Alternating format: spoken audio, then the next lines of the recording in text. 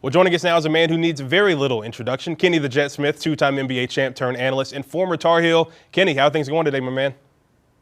Everything's going well, man. How are you today? Doing well, doing well. It is an exciting time for sports fans here in the Tar Heel State, the launch of mobile sports betting. How much is this really going to change the landscape, especially with it being tournament time here in college hoops? Well, the first thing is, myself, FanDuel, the first thing is, gaming responsibly is the most important thing. It should be something that makes your day. It shouldn't kill your day.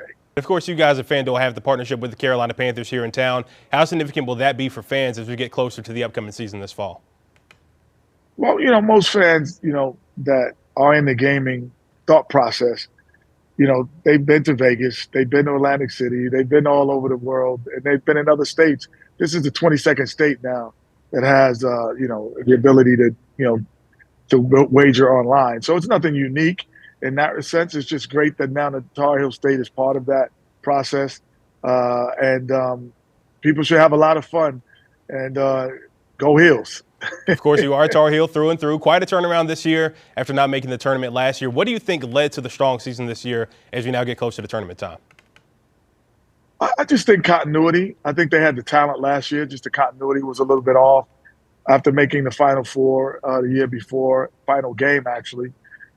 Sometimes, it takes a retool, a restep mentally, not even in terms of personnel, but mentally. Coach Hubert Davis done an extremely great job of getting the players involved and getting them ready to be really competitive and make a run at the national championship. And outside of Carolina, if you had to put your betting hat cap on for a little bit, who is one of your favorites to win it all outside of the Tar Heels, and who would you consider to maybe be a Cinderella this year? Well, UConn, Arizona, and actually those guys in Cameron still have a great chance to making a deep run.